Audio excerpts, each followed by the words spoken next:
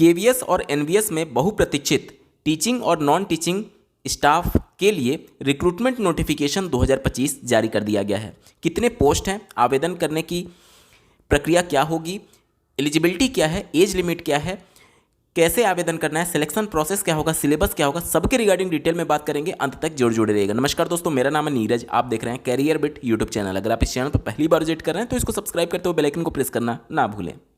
Number of post की बात करें, सबसे पहले बात करेंगे पीजीटी की। केवीएस में पीजीटी के लिए टोटल 1465 पद विज्ञापित किए गए हैं। इसमें अलग अलग सब्जेक्ट वाइज भी आप रिक्तियों की संख्या देख सकते हैं। इसी के क्रम में अगर एनवीएस में पीजीटी के पदों की संख्या की कुल बात करें तो एनवीएस में पदों की संख्या पीजीटी पोस्ट के लिए 1513 है और अलग अलग सब्जेक्ट वाइज भी यहाँ पर आप देख सकते हैं। ट्रेंड ग्रेजुएट टीचर्स यानी टीजीटी की बात करें केवीएस में टोटल पदों की संख्या 2794 है, ठीक है। और लाइब्रेरियन के लिए केवीएस में टोटल पोस्ट की संख्या 147 है। ट्रेंड ग्रेजुएट टीचर्स यानी टीजीटी की एनवीएस में अगर हम लोग बात करें तो अच्छे खासे पद यहाँ पर विज्ञापित किए गए हैं। आप देख सकते हैं 2978 पद यहाँ पर विज्ञापित किए गए हैं। इसके अलावा trained graduate teacher third language in NVS के लिए अगर हम लोग बात करें तो अच्छे खासे पद यहाँ पर हैं, 443 पद विज्ञापित किए गए हैं। प्राइमरी टीचर जिसका बहुत सारे लोगों को बेसब्री से इंतजार था, अगर हम लोग बात करें स्पेशल एजुकेटर प्राइमरी की तो यहाँ पर टोटल जो पोस्ट है वो 494 है। वहीं पर पीआरटी की अगर हम लोग बात करें, ये केवीएस की केवल बात हो रही है अभी, तो प्राइमरी में टोटल पोस्ट जो है वो 2684 हैं और पीआरटी म्यूजिक के लिए 187 है। टोटल प्राइमरी में पदों की संख्या 3365 है, ठीक है, स्पेशल एजुकेटर और म्यूजिक को मिला करके। अब ये तो बात हो गई केवीएस की। और इसके बाद से अगर हम लोग बात करें नॉन टीचिंग पोस्ट के लिए तो केवीएस में अलग अलग पदों को मिलाकर के अच्छे खासे पद यहाँ पर विज्ञापित किए गए हैं। इसी प्रकार से नॉन टीचिंग पोस्ट अगर एनवीएस की बात करें तो यहाँ पर भी आप पदों की संख्या देख सकते हैं। मैं बता दूं कि एनवीएस जो होता है वो 6 से 12 तक का विद्यालय होता है, तो इसमें पीआरटी की वैकेंसी आपको देखने को नहीं मिलेगी, ठीक है। पीआरटी की वैकेंसी आपको केवीएस में मिलेगी, एनवीएस में पीआरटी की वैकेंसी नहीं होती है। मिनिमम एजुकेशनल क्वालिफिकेशन की बात करें, सबसे पहले शुरुआत करेंगे पीजीटी पोस्ट से। इनका पे स्केल आप देख सकते हैं लेवल 8 का होगा, जिसमें 47,600 से लेकर के 1,51,100 तक इनका पे मैट्रिक्स होगा। एज लिमिट की बात करें तो 40 साल मैक्सिमम एज लिमिट है। इसके अलावा एसेंशियल क्वालिफिकेशन की बात करें तो जिस सब्जेक्ट से आप पीजीटी के टीचर बनना चाहते हैं उस सब्जेक्ट से आपका पोस्ट ग्रेजुएशन होना चाहिए और साथ ही साथ पोस्ट ग्रेजुएशन में मिनिमम 50% मार्क्स होना चाहिए और ये एग्रीगेट होगा। एग्रीगेट कहने का मतलब कि ओवरऑल आपका 50% होना चाहिए, ठीक है। और बीएड तो यहाँ पर कंपलसरी है ही। इसके अलावा master degree from recognised university at least 50% mark in aggregate in concern subject, ठीक है।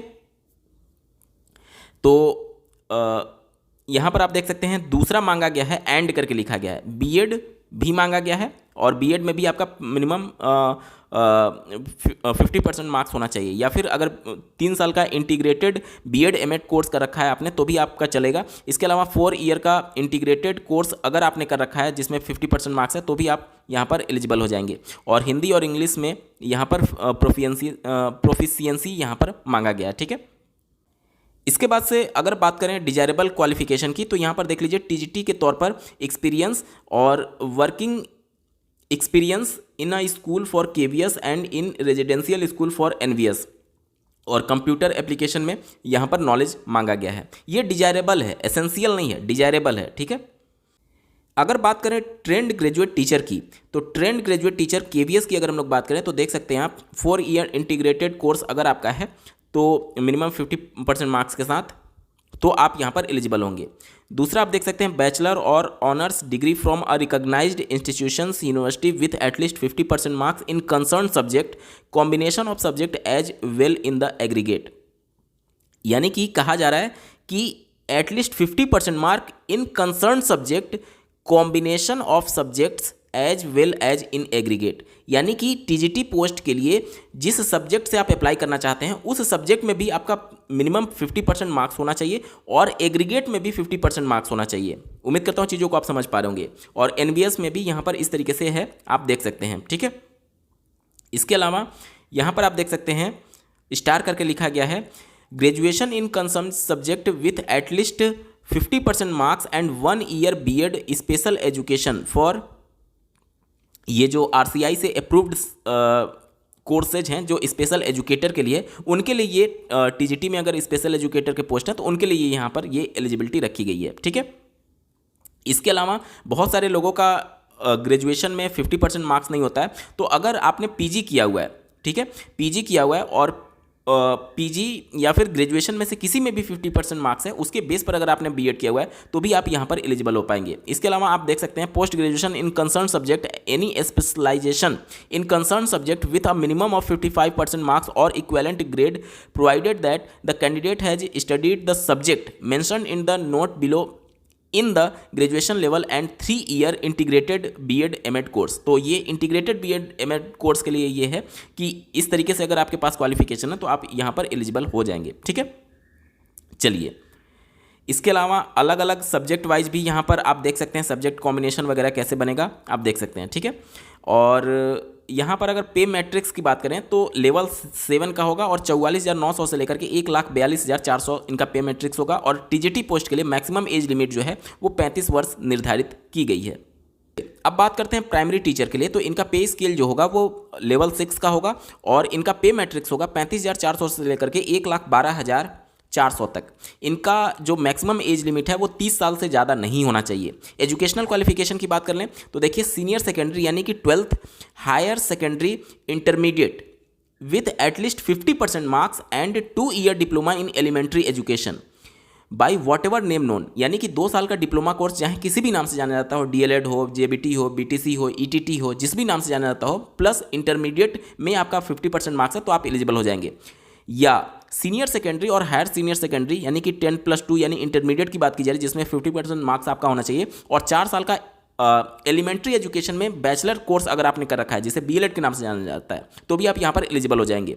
या फिर senior secondary, higher senior secondary यानी क्लास 12th में 50% marks and 2 year diploma in education special education, तो जो स्पेशल एजुकेशन वाला पोस्ट था उनके लिए ये एलिजिबल होंगे। ठीक है, इसी तरीके से देख सकते हैं qualified in central teacher eligibility test paper 1 conducted by CBSE board, और यहाँ पर आप देख सकते हैं हिंदी और इंग्लिश में प्रोफिशिएंसी यहाँ पर मांगा गया है। ठीक है, टीजीटी पोस्ट के लिए यहाँ पर पेपर 2 क्वालिफाई होना अनिवार्य है सीबीएसई बोर्ड के द्वारा सीटेट जो आयोजित की जाती है। अगर आपने पेपर 2 क्वालिफाई किया हुआ है तो आप यहाँ पर आवेदन करने के लिए एलिजिबल होंगे टीजीटी पोस्ट के लिए। पीजीटी में सीटेट नहीं मांगा गया है।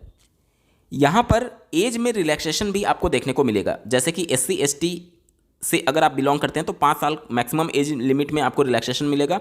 ओबीसी से बिलोंग करते हैं नॉन क्रीमी लेयर तो 3 साल का रिलैक्सेशन मिलेगा सभी पोस्ट के लिए। ठीक है, अगर आप वुमेन हैं all category only if apply for PGT TGT post librarian and PRT तो 10 साल का आपको रिलैक्सेशन देखने को मिलेगा। मतलब कि चाहे आप किसी भी कैटेगरी से बिलोंग करती हों, महिला हैं, तो मैक्सिमम एज लिमिट में चाहे आप पीआरटी के लिए अप्लाई करें, टीजीटी पीजीटी के लिए अप्लाई करें तो आपको 10 साल का यहाँ पर रिलैक्सेशन देखने को मिलेगा।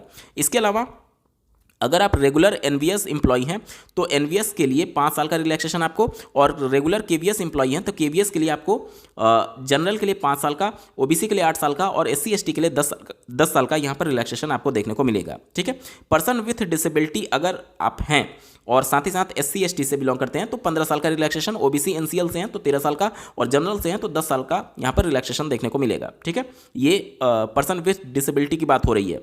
इसके अलावा